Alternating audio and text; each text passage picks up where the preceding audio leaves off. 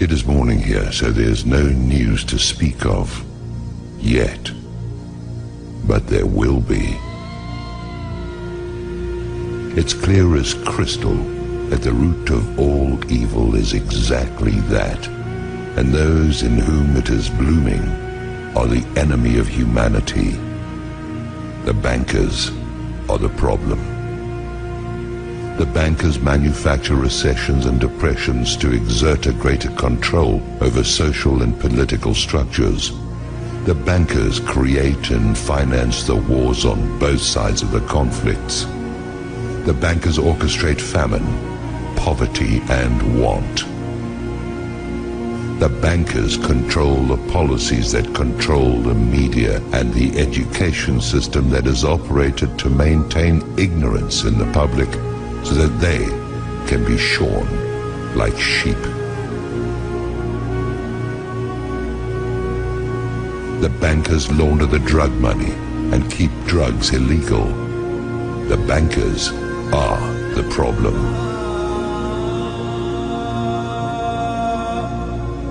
The international banker is the scum of the earth, and they have to be brought to account. What will accomplish this? There are several possibilities. One of them is a real run on Wall Street, where the public goes into their offices and dispenses frontier justice on their person. The other is some kind of cosmic intrusion of forces that I won't begin to speculate on. And the other is some kind of financial miracle in which they actually wind up broke. But I don't know how something like that would work. The most likely is a combination of the first two, where the second channels through the first.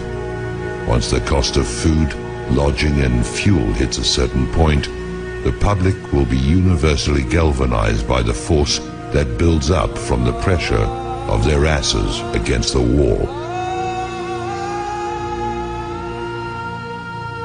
We can be there in a few days. Once the system begins to collapse, it will have its own speed of free fall, and things will move at a spectacular rate of change. It will be like the way weather can suddenly transform in the South Seas. At the point when this begins to occur, the probability of global conflict will accelerate to maximum thrust. This is the primary truth about imperial currency activity. When the money goes south, violent attention goes east. Yes, maybe it will all just limp along on crutches while plastered with band-aids, but that goes contrary to the mathematics. You can spread the numbers only so thinly, or you can only press them together so much, and you're going to get holes appearing in the net all over the place, or you're going to get implosion. Do I have any idea what I'm talking about? It is possible that I do not. There's an area where allegorical poetry gains a mystical influx of metaphysical certainty that is no different from the theoretical physics, where theory is just another word for things we don't want to accept as inevitable.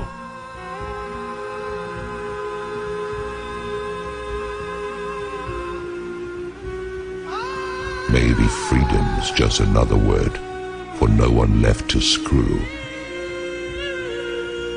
It stands to reason that sooner or later the public will have no further option but to declare open season on the bankers.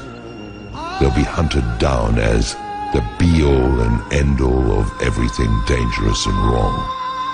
They are a plague and a pestilence as bad as any epidemic. They are the whiskey and yellow fever blankets on the reservations of ordinary life. They are anthrax masquerading as sweet and low. They are the long-standing source of the majority of humanity's problems and have little competition except for the ubiquitous presence of ignorance and impossible dreams. Whoever these bankers are, that is who they are. When the shit hits the fan, as it is going to do at any moment, the guilt of the banksters is going to stand out like zits on a beauty queen.